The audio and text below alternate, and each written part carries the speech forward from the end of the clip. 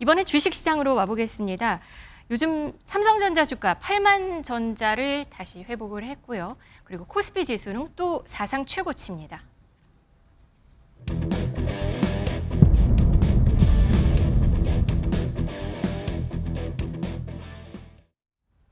네, 삼성전자 어제 종가는 5% 가까이 급등을 하면서 83,500 그리고 오늘도 오르는 것 같습니다. 그리고 코스피 지수도 사상 최고치를 계속 찍고 있고요. 삼성전자는 왜 이렇게 오르는 건가요? 여러 가지가 있겠습니다만 소위 말하는 삼성에게 그동안에 있었던 악재들은 이미 예전에 다 반영이 되어 있습니다. 그럼 남은 건 뭐냐? 호재만 남아있죠. 예, 사실은 이게 대외적으로 볼 때하고 대내적으로 볼 때 다양한 이유가 있습니다만 기존의 삼성이 이제 주가가 굉장히 힘들고 어려웠을 때 글로벌리하게 이제 모건 스탠리라는 회사가 반도체 겨울이 온다라는 리포트를 냈었죠. 리포트를 네, 내면서 네. 우리나라 반도체에 관해서 사실은 이제 시장에서 생각하는 것 이상으로 사실은 평가절하하면서 네. 충격을 준 바가 있는데요. 네. 최근에는 본인들의 비유를 바꿨습니다. 올겨울은 따뜻할 것 같다라는 식으로 제목을 잘 지어요. 예, 제목을 네. 바꿨습니다. 네. 그만큼 반도체 업황이 좋아지고 있다라는 건데요. 기존에 사실은 삼성 관련해서는 HBM이라고 해서 소위 말하는 AI에 들어가는 최첨단 고대역 반도체를 삼성이 조금 따라가지 못했어요. 그래서 기술 경쟁이라든지 선두 경쟁에서 뒤처진 거 아니냐라는 우려가 있었는데요. 뭐 그건 그렇다고 치는데 기존에 그러면 원래 하던 분야는 사실은 조금 시장에서 등한시했는데 사실은 절판 마케팅이라고 할까요? 이제 차세대로 점점 옮겨가면서 기존에 있던 것들이 점점 생산을 줄이고 하다 보니까 오히려 더 귀해졌고요. 단가가 올라갔습니다. 그래서 기존에 사실은 효자 노릇을 톡톡히 하던 D램 관련한 부분에서 오히려 단가가 올라가고 앞으로도 수요가 꾸준히 있을 것 같다라는 예상이 나오니까 그러면 꺼진 불도 다시 보자, 삼성 다시 보자라는 분위기가 나왔고요.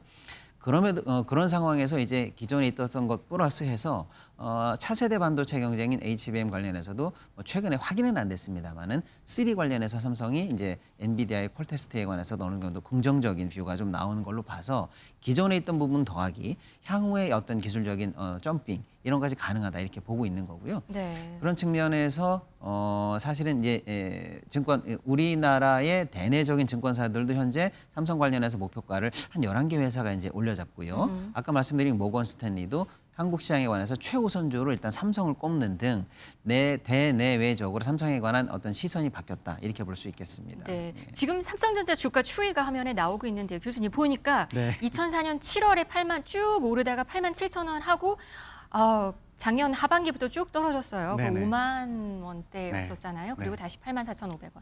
그러면 시청자분들께서 삼성전자를 갖고 계신 분들 계시다면 너무 오랫동안 참았다.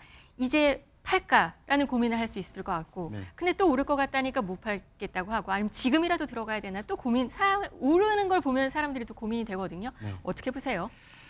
참 어렵죠. 네, 그런데 모건 스탠리가 저렇게 견해를 바꿨다는 게 좀 시사하는 면이 있을 것 같아요. 그러니까 우리 좀 개미 투자자들은 주식을 좀 쌀 때 사서 조금 비싸게 좀 오르면 판다 이런 전략이라면 사실 네. 기관 투자자나 외국인들은 비싼 주식을 사서 더 비싸게 판다라는 그런 전략을 가지고 있거든요. 그러니까 지금 모건 스탠리에서 이렇게 크게 매수 세력이 들어왔던 것은 결국은 조금 더 오를 것이라는 어떤 긍정적인 예측을 했다 이렇게 볼 수 있을 것 같고요. 그러니까 그런 면들을 이제 보유하신 분들은 사실은 이걸 갖고 있기 때문에 불안함이 있었잖아요. 네. 그렇기 때문에 이제 뭐 손해를 안 봤다. 어느 정도 좀 이제 올랐다 싶으면 차익 그동안 실현하는 것도 마음고생이 심했다. 이제 저는 그냥 그것도 괜찮다고 팔아야겠다. 생각을 해요. 아, 네.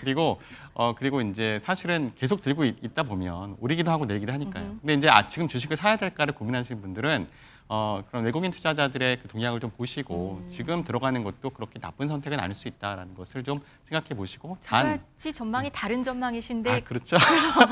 그런데 저라면 네. 지금쯤 그래도 한 번 정도는 삼성전자에 투자해볼지 않을까라는 생각이 좋게 듭니다. 보시는 건가요? 네, 그러니까 아무래도 삼성전자의 앞으로의 전망에 대해서 그것도 있고 좀 잘 됐으면 좋겠다는 마음도 있어요. 네. 그러니까 삼성전자는 우리나라를 대표하는 대표 기업이기 때문에 삼성전자가 좀 잘 되고 글로벌 시장에서 경쟁에서 이기고 이제 그렇게 함으로써 이제 SK 하이닉스 많이 올랐단 말이죠. 삼성전자도 그만큼 올랐으면 좋겠다 그런 마음으로 그렇지만 또 분명히 근거가 있기 때문에 HBM을 엔비디아에 이제 판매하기 시작하게 되면 사실은 지금 판매하고 있는 곳이 지금 2군데밖에 없는데 지금 삼성까지 포함된다고 하면 사실은 굉장히 큰 호재가 될 거란 말이죠. 네. 따라서 좀 주목해서 보실 필요가 있다 그렇게 보입니다.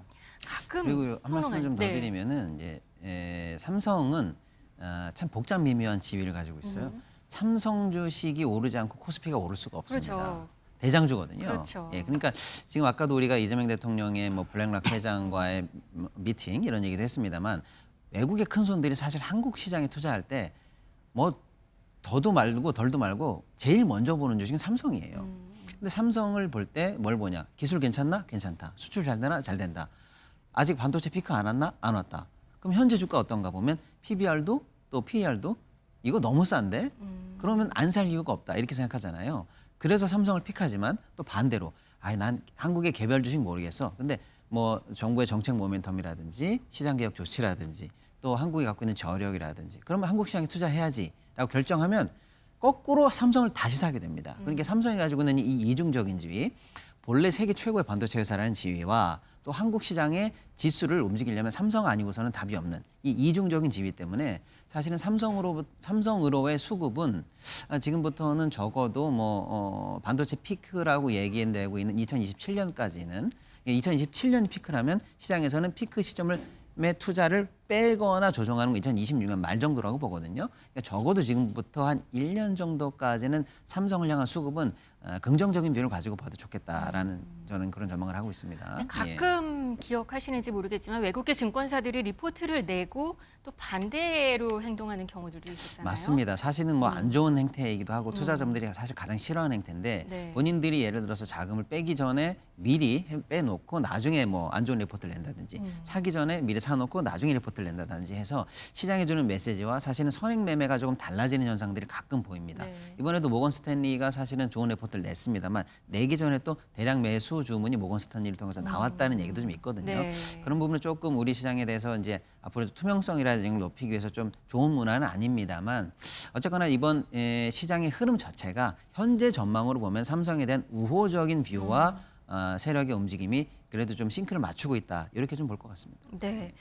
그런데 다른 주식들은 또 지금 이렇지는 않은 것 같아요. 네. 삼성, 그러니까 반도체주를 제외한 다른 주들은 또 그렇게 좋지 않는 모습이기도 합니다. 네, 주가 지수 자체는 굉장히 많이 오릅니다만 오른 종목은 사실은 상대적으로는 그렇게 많지는 않습니다. 그러니까 절대값으로 다 많이 올랐다 이렇게 보기엔 조금 어려운 뭐 종목 간에 약간 희비도 좀 있기는 있습니다만 그나마 그동안 상대적으로 조금 덜 올랐던 코스닥 시장에 이제 어저께 특히 이제 코스닥에서 대표적인 바이오 업종에서 큰 호재들이 몇 개가 났거든요. 어떤 회사 알테오젠 같은 경우에는 FDA 뭐 최초로 우리가 진입을 한다라든지 또 이제 또 다른 제약 회사는 뭐 해외에 큰 자본의 인수 호재를 받아서 상한가가 난다든지 해서 코스닥 관련해서도 그냥 조금 이제 좀 투자자들께서 약간 서운하셨을 수도 있겠습니다만은 바이오를 위시한 코스닥에서도 조금 이제 반등 제대로 된 어떤 그 상승 흐름이 조금 잡히고 있다라고 해서 아직은 조금 이제 긍정적인 뷰를 접기에는 접지는 마시고 네. 두루두루 좀 긍정적인 뷰를 보셔도 좋겠다는 생각이 좀 듭니다. 알겠습니다. 그런데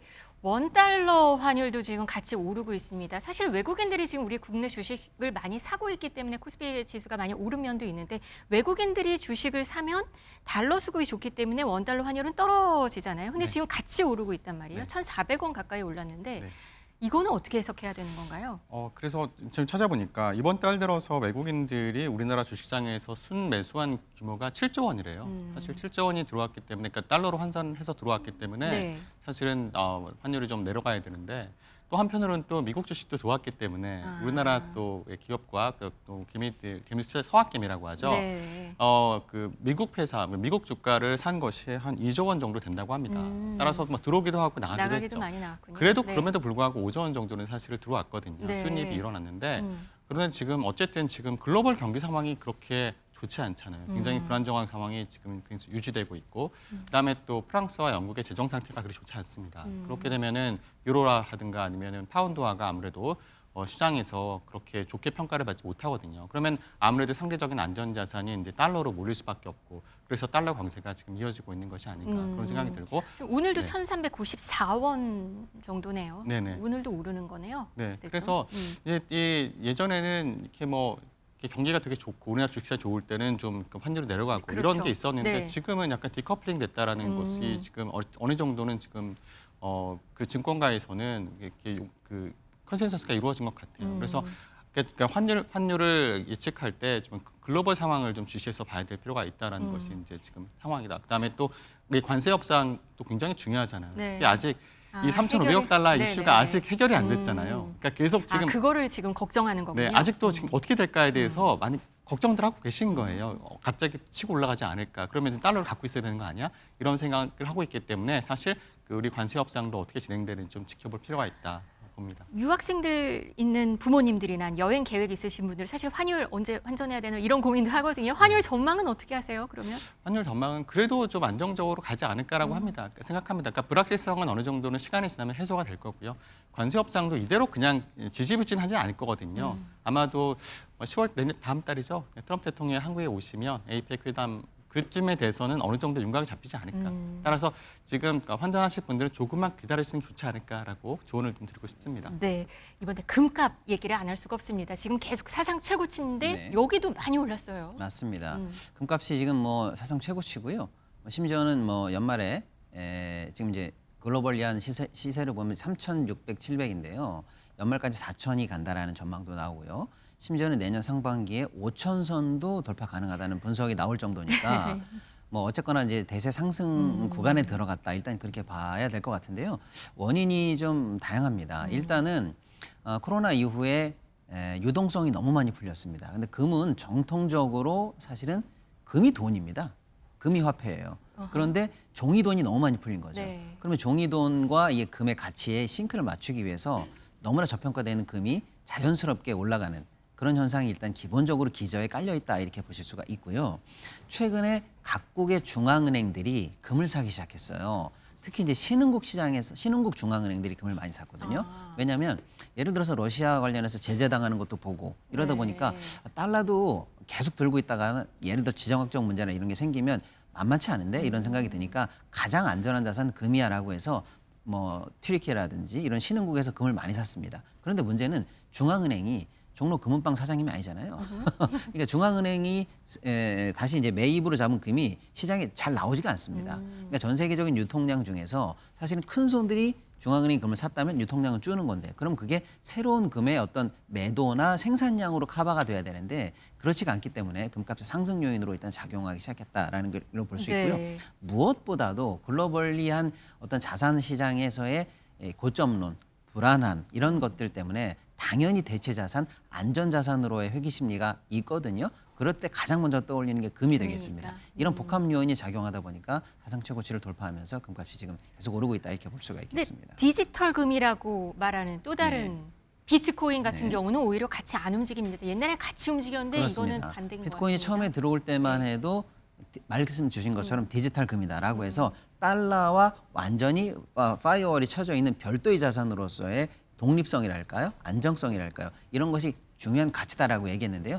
오히려 최근에는 자산 시장의 투자처로서 급부상하면서 증시라든지 자산 시장과 동조화되는 흐름이 나오고 안전 시장으로의 회피 대상일 때 코인을 고려하는 시선은 많이 줄었다. 이렇게 봐야 될 것 같습니다. 금과 비트코인을 보는 시각이 그냥 달라진 거군요. 다르죠. 그러니까 금은 일단 금에 대한 얘기 먼저 드리면 금을 가지고 있다고 해서 이자가 지급되는 건 아니잖아요. 그쵸. 그러니까 우리가 예금을 하면 이자를 지급받지만 근데 지금 금리가 좀 인하되고 있는 상황이에요. 따라서 금을 가지게 되는 기회비용이 좀 하락했습니다. 따라서 금에 대한 수요가 증가한 것도 있고요. 그다음에 금은 또 아까 평론가님 말씀하신 것처럼 안전자산의 형태가 있습니다. 근데 비트코인은 사실은 안전자산은 아니거든요. 그러니까 굉장히 위험성이 그렇죠. 크고 오히려 따라서 변동성이 그러니까 높으니까. 경기가 굉장히 네. 좋을 때, 화랑일 때 그때 이 사람들이 또 갖고 싶어하는 그런 자산인데 지금 미국 경기가 그닥 썩 좋지 않고 또 관세 효과가 이제 물가에 반영되기 시작하면 물가가 오를 것이고 그러면 고용도 위축될 것이고 이런 것들이 복합적으로 작용하다 보니까 그게 비트코인에 대한 반영이 수요가 됐군요. 금만큼은 오르지 않고 있다 이렇게 볼 수 있습니다.